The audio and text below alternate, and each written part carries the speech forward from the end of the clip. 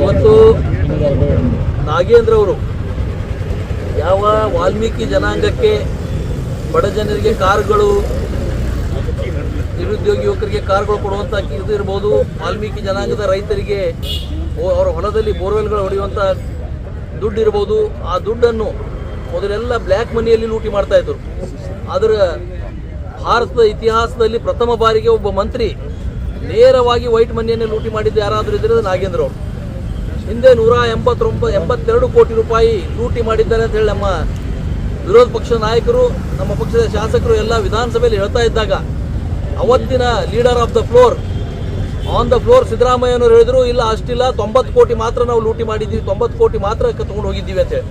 ಮತ್ತು ಆ ಹಣ ನೇರವಾಗಿ ಒಂದು 15 ಖಾತೆಗಳಿಗೆ ಹೋಗಿ ಅಲ್ಲಿಂದ ಬೇರೆ ಬೇರೆ ಕಡೆ ಹೈದರಾಬಾದ್ನಲ್ಲಿರುವಂಥ ಜ್ಯುವೆಲ್ಲರ್ಗಳಿಗೆ, ಹೈದರಾಬಾದ್ನಲ್ಲಿರುವಂಥ ಶರಾಯಿ ಅಂಗಡಿಗಳಿಗೆ ಹೋಗಿ ಅದು ಕಾಂಗ್ರೆಸ್ನ ಹೈಕಮಾಂಡ್ಗೆ ಮುಟ್ಟಿರೋದು ಇದು ಓಪನ್ ಸೀಕ್ರೆಟ್, ತಮ್ಮೆಲ್ಲ ಮಾಧ್ಯಮಗಳಲ್ಲಿಯೂ ಕೂಡ ಬಂದಿದೆ.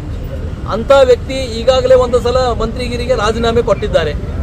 ಮಂತ್ರಿಗಿರಿಗೆ ರಾಜೀನಾಮೆ ಕೊಟ್ಟ ನಂತರ ಸರ್ಕಾರ ಕಣ್ಣೊರೆಸುವ ತಂತ್ರ ಮಾಡಿ SIT ರಚನೆ ಮಾಡಿ ಆ SITಯಲ್ಲಿ ಅವರು ನಿರ್ದೋಷಿ ಅಂತ ಹೇಳಿದರು.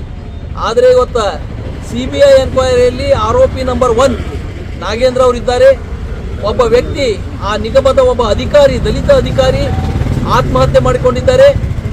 ಹಾಗೂ ಕೋರ್ಟ್ ಕೂಡ ಅವರಿಗೆ ಬೆಂಗಳೂರು ಬಿಟ್ಟು ದೆಹಲಿಗೆ ಹೋಗಬಾರ್ದು ಅಂತ ಆದೇಶಿದ್ರು ಕೂಡ ಅವರು ದೆಹಲಿ ತೆರಳಿರೋದು, ಇವೆಲ್ಲವೂ ಕೂಡ ಅವರು ಕಾನೂನನ್ನು ಉಲ್ಲಂಘನೆ ಮಾಡಿ ಇವತ್ತು ರಾಜ್ಯ ಸರ್ಕಾರದಲ್ಲಿ ಅವರು ಕ್ಯಾಬಿನೆಟ್ ಮಂತ್ರಿ ಆಗಿರೋದು ಕರ್ನಾಟಕ ರಾಜ್ಯದ ಜನತೆಯ ದುರ್ದೈವ. ಅದಕ್ಕೆ ಇವತ್ತು ನಮ್ಮ ರಾಜ್ಯಾಧ್ಯಕ್ಷರು ಸದನದ ಒಳಗಡೆ ಎಲ್ಲ ಶಾಸಕರು ಈ ವಿಷಯವನ್ನು ತೆಗೆದುಕೊಂಡು ಹೋರಾಟ ಮಾಡ್ತಾ ಇದ್ದಾರೆ. ಹೊರಗಡೆ ಇಡೀ ಕರ್ನಾಟಕದ ಎಲ್ಲ ಜಿಲ್ಲಾ ಕೇಂದ್ರಗಳಲ್ಲಿ ನಾವು ಈ ಒಂದು ನಿರಂತರ ಧರಣಿ ಪ್ರತಿ ದಿವಸ ಮುಂಜಾನೆ 10 ಗಂಟೆಯಿಂದ 5 ಗಂಟೆವರೆಗೆ ಎಲ್ಲ ಜಿಲ್ಲಾ ಕೇಂದ್ರಗಳಲ್ಲಿ ನಿನ್ನೆನೇ ಪ್ರಾರಂಭವಾಗಿದ್ದರೂ ಕೂಡ ನಮ್ಮಲ್ಲಿ ಪಂಚಮಿ ಒಂದು ದೊಡ್ಡ ಹಬ್ಬ ಇರೋದ್ರಿಂದ ಇವತ್ತಿನಿಂದ ನಿರಂತರವಾಗಿ ಎಲ್ಲಿವರೆಗೆ ಸೆಷನ್ ನಡೆಯುತ್ತೋ ಅಥವಾ ಎಲ್ಲಿವರೆಗೆ ನಾಗೇಂದ್ರ ರಾಜೀನಾಮೆ ಕೊಡೋದಿಲ್ವೋ ಅಲ್ಲಿವರೆಗೆ ನಾವು ಈ ಒಂದು ನಮ್ಮ ರಾಜ್ಯದ ಕರೆಯ ಮೇರೆಗೆ ಈ ಹೋರಾಟವನ್ನು ಮಾಡ್ತಾ ಇದ್ದೀವಿ. ನಮ್ಮ ರಾಜ್ಯಾಧ್ಯಕ್ಷರು ಎಲ್ಲಿವರೆಗೆ ಹೇಳ್ತಾರೋ ಅಲ್ಲಿವರೆಗೆ ಈ ಧರಣಿ ನಾವು ನಿರಂತರವಾಗಿ ನಡೆಸ್ತೀವಿ. ಅದಕ್ಕೆ ಅನಿರ್ದಿಷ್ಟ ಧರಣಿ.